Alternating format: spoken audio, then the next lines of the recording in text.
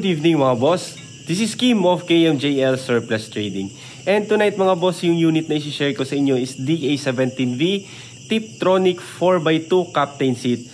So tapusin nyo po yung video mga boss para malaman nyo po yung kabuuan, details and price ng ating units. And sa mga bago pa lang po sa ating YouTube channel, please like, subscribe and click the notification bell para lagi po tayong updated sa ating mga panibagong video. Ayan, so yung unit natin mga boss is DA17V Automatic 4x2 Tiptronic po siya.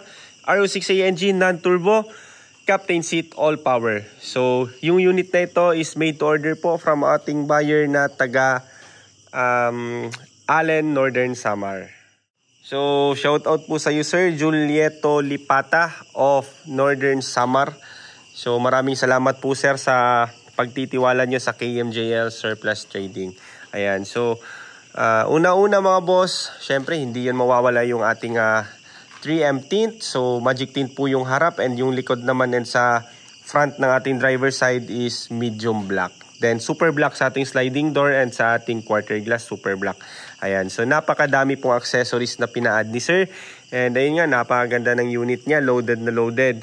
So Captain Seat po siya, all power. Ayan, so una mga boss, meron po siyang halos kinumpleto ni sir yung yung mga garnish chrome natin. So una, meron tayong headlight garnish na chrome. Ayan, napakaganda. And then meron din tayong hood chrome liner. Ayan.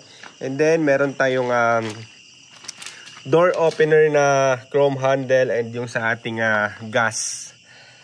Ayan, so halos kompleto yung chrome handle ni sir, chrome na garnish ni sir, halos in-avail ni sir lahat. And then meron tayong carrier sa taas. So kasama na po ito mga boss sa ating registration with detachable carrier. Pwedeng meron, pwedeng wala. So pwede nating ikabit, pwede din natin tanggalin. So dual purpose po yan siya. So yung nilagay naman natin dito na rims is 14 yung size niya. So madalas po yung ating mga brand new rims and tires na ina-avail ng ating mga buyer is 13. So eto mga boss, 14 po yung size niya, and napakaganda po ng design na nilagay natin. So ito po yung pinili ni sir, TE37, brand new rims and tires and lug nuts. Ayan. So meron din po siyang pinalagay na fog lamp. So yung fog lamp po natin mga boss, yun po yung LED na projector, and then meron din po siyang ring light. Ayan, so ito po yung ating all power mga boss. Power window yung harap, likod, and then yung ating power mirror. So auto tilt and auto fold po siya basta DA17V. And then kapag ka naman Captain Seat mga boss, fabric po yung ating door pads. Lahat po ng mga Captain Seat natin is fabric yung door pads. So halos kapareho po sila ng 17W na fabric. Ayan, so Captain Seat po ito mga boss. Ayan, meron po siyang armrest and headrest. Ayan. So ito po yung napili ni Sir Lipata na design and color ng kanyang upholstery. So light gray and black po yung color niya, and yan po yung design niya. Ayan. And syempre mga boss, since power window po yung unit natin, matic na po yan. Basta power window po na unit, meron po siyang compartment sa taas. Ayan. So meron din po itong kasamang water temp. Ayan, and then in-upgrade ni sir from 7 inches na Android, 7 inches na stereo, in-upgrade into 9 inches na Android. Ayan, so ayun, converted po ito using secondary gearbox, and syempre yung ating shifter converted. Lahat po ng shifter sa DA17V sa KMJL Surplus Trading mga boss, converted po yan. So wala po tayong nire-release na unit dito na hindi na-convert from right to left. So napaka-convenience po yan.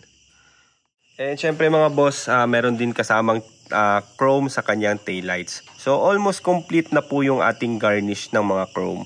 Ayan, so ito po yung camera ng ating reverse camera na konektado sa ating touchscreen stereo. And then meron din tayong nilagay na plate holder para po hindi po siya ma-disalign kapag kay kakabit. Kasi iba po yung design niya eh. Yung size dito is naaayon sa size ng plaka sa Japan. So medyo malapad konti yung ating plaka dito sa Pilipinas. Ayan. So, yung ating reverse tire naman mga boss is andito sa ilalim. Luluwagan lang natin ito gamit yung ating tie wrench. So, kasize lang po ito ng ating lug nuts. Ayan. So, meron din po itong kasamang matting set, brand new matting set. Mula dito sa likod, sa center, and sa front. Ayan. So, meron din po siyang kasamang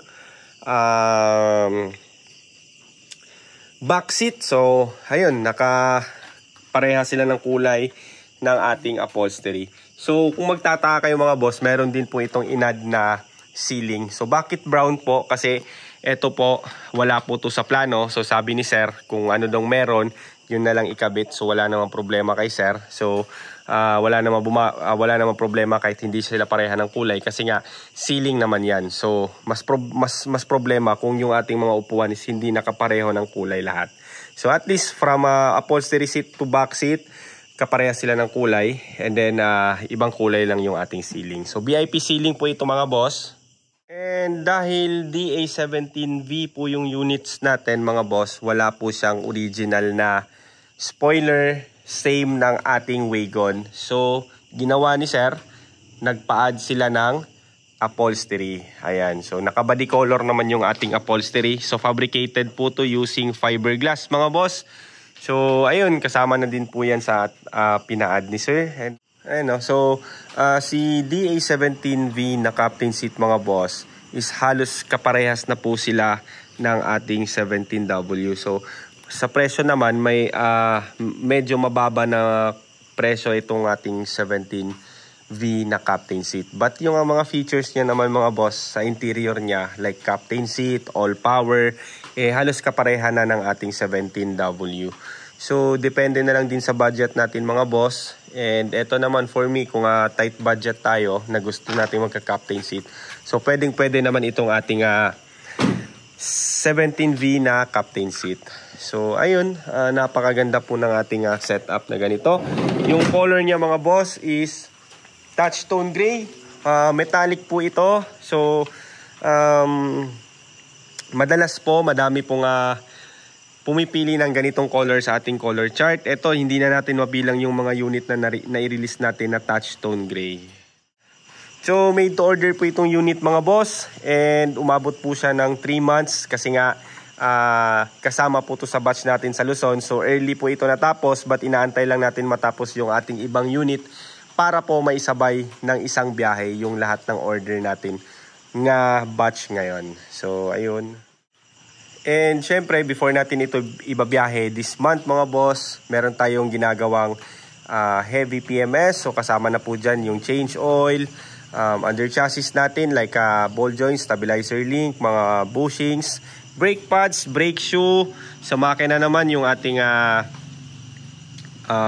thermostat, teacup, lahat-lahat po ng pwede nating ipalit, pinapalitan natin mga boss. Ayan, so presyo tayo agad mga boss. Yung kabuuang setup po ng ganitong unit is umabot po ng 350,000 pesos. So, bakit nga ba umabot siya ng 350 pesos? So, kung ikukumpara natin sa mga other nating units na binavlog na nasa mga 260, 280. Kasi nga po mga boss, semi-wagon po yung unit natin and naka 14 mugs and napakadami pong accessories. So sulit na po mga boss sa 350,000.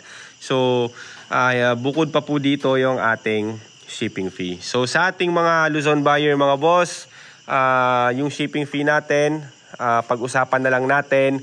Depende po kung saan area kayo sa Luzon or sa Visayas. Pag-usapan na lang natin para po ma-negotiate natin yung presyo. Ayan, so sa mga gusto pong mag-inquire mga boss, message lang po kayo sa ating official Facebook page na KMJL Surplus Trading. Pwede din po kayong mag-message sa aking personal Facebook account. Yung nakikita nyo sa screen, Kim Luis Busalia. Sa partner ko na si Kitty Cat G. Pwede din po kayong tumawag sa aking smart number na 0999-880-2420.